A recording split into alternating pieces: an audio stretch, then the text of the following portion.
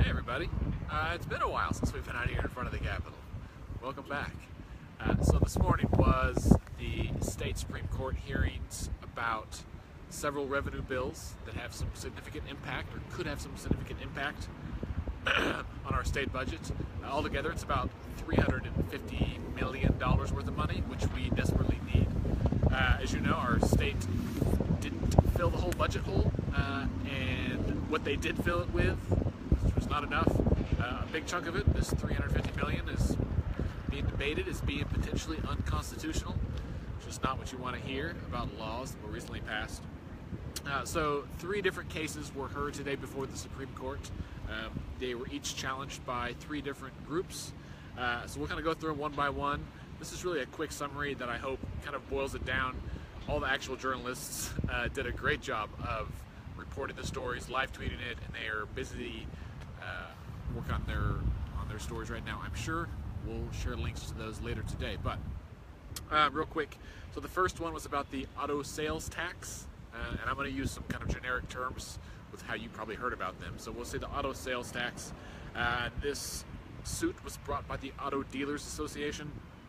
Basically, their argument is, hey, this is a new tax, and all new taxes should require a 75% majority to be passed out of both houses. So, real quick up front, the crux of all 3 of these cases really stems from a couple of key pieces of our Constitution, one of which is known as State Question 640. You've probably heard a lot about that this year.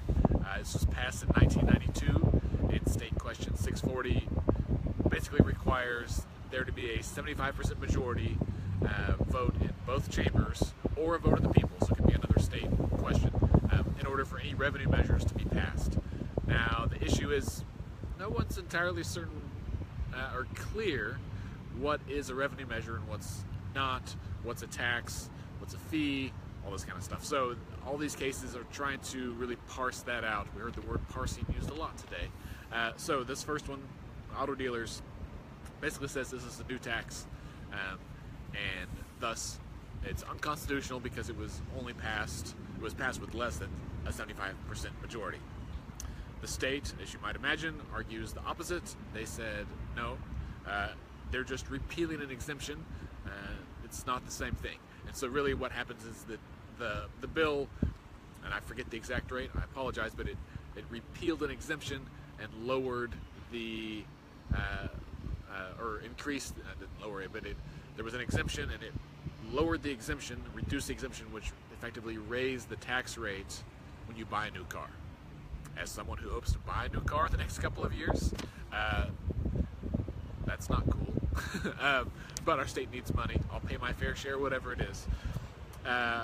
So the state says, we didn't actually raise the rates, we just took away the rate reduction that was in there. So basically, like, they set, so let's say you set a 5% rate, then you also pass like a 4% exemption. So the rate's only 1%, right? Because 5 minus 4 is 1.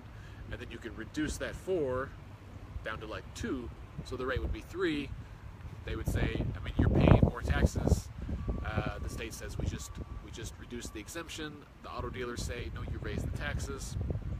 Tomato, tomato. Here we are in front of the Supreme Court. My takeaways as me, as not a legal opinion, just as a guy, I think it'll likely be upheld because it legitimately was a change in the exemption. And also, if they ruled it to be unconstitutional, then you run the risk that any modification to tax exemptions might then be required to have that 75% majority.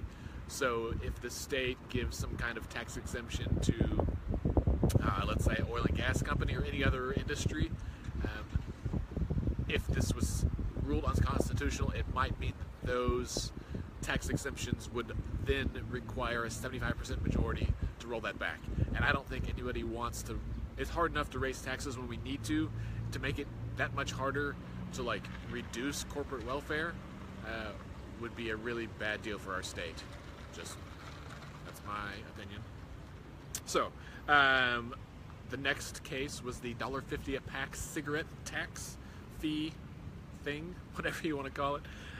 So this is argued by big tobacco companies. They again said this is a brand new tax and not a fee, which should require, again, a 75% majority. That's not the case. Here comes David Blatt from the Oklahoma Policy Institute. I heard they've got watermelon inside.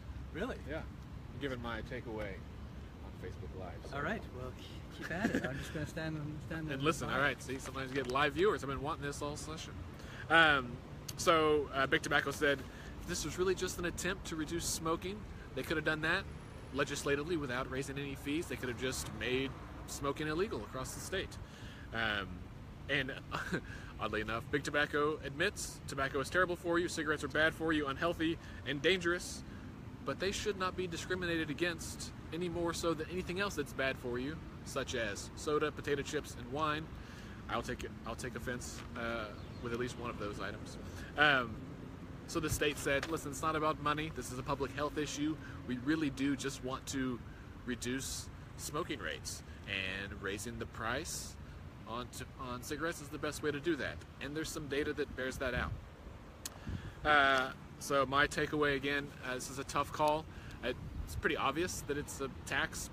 They can call it a fee, but they are assigning a new value to something that cost less yesterday. It'll cost more after it's in effect. However, if it fails, it's like $225 million, I think, a year that we might lose that our state desperately needs. So the Supreme Court is really kind of in a pickle. And that's, I think if this is ruled as unconstitutional, then it will almost certainly trigger a special session, which raises a whole new can of worms.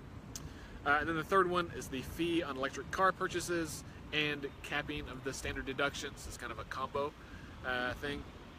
This suit was brought forth by Gary Richardson from Tulsa, who happens to be a candidate for governor right now. And he was represented by attorney Stan Ward, who, from my understanding, has a long history with State Question 640. So he was a very skilled and experienced man in the courtroom. It was good to hear him kind of say his piece. And basically their stance is that the original intent of State Question 640 means that any measure that increases revenue should be subject to the 75% threshold. And they say that these two bills both intended to increase revenue and thus should be subject to that 75% rule. The state, again, said about the two things. One, that for the electric cars, that this fee, it's a flat fee that would be assessed on every purchase of an electric car. That they say, no, it's not a tax, it's just a fee. And she kind of compared it to like the fuel tax that we all pay, the gasoline tax that goes to help fund the roads, which the court kind of immediately said, that's a tax. She's like, well, it's the same idea that we pay fuel taxes, that helps pay for our roads because cars drive on roads, but since electric cars don't pay gasoline tax, we have to assess a fee to help offset the damage that they do to roads as well. So there's that. And then the other piece, the capping of the standard deduction, it kind of decouples it from the federal standard deduction rate. They said this isn't a new tax, this is just kind of a decoupling. And it really just will hold the revenue rates more stable should the federal standard deduction rate increase or decrease. And she said, who knows? We don't know what the impact will be. Everyone could itemize. It may not have any impact at all. And that they should rule something as constitutional or unconstitutional without knowing what the impact is. That should have no bearing on it. So my takeaway from that is it's tough. There was some discussion at the beginning about whether or not Gary Johnson even has the grounds to bring these, because his side argued that he is representing the public, that he's the one in front standing for all of us to say this is bad for the state. But he hasn't actually been impacted by this. For example, the electric vehicle fee would only have an impact on him or any of us if we actually bought an electric vehicle. So that may or may not happen. So there's that. Again, it's tough. let's say, just for the sake of argument, that everyone in Oklahoma bought an electric car tomorrow and we had no more gasoline or diesel powered cars.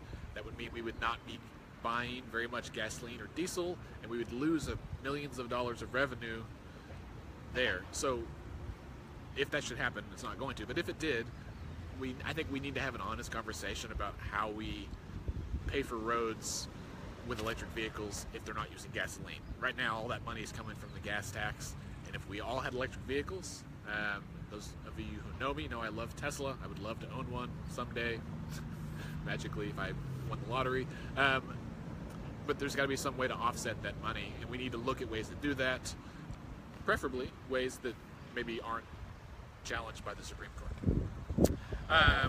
So overall, the overarching kind of takeaways are all of these really had to do with State Question 640. What we're really, and I think the rulings, there will be multiple ones. We don't know when. It could be any time. We kind of expect them before November, but the court's on their own timetable here. That these rulings aim to parse out what State Question 640 applies to and what it doesn't apply to. What kinds of revenue measures, what kinds of fees or taxes, what's a tax, what's a fee. There's lots of gray area in there that's open for interpretation, and that's where the Supreme Court comes into play. It's their job to interpret the law and help us understand how to enforce it. So I guess we'll all just hang out and wait.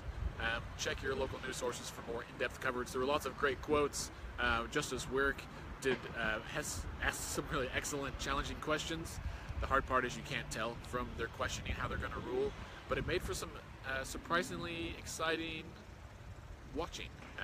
So I don't know if they're going to, I think it may be on YouTube. If so, I'll try to post it later for you to watch.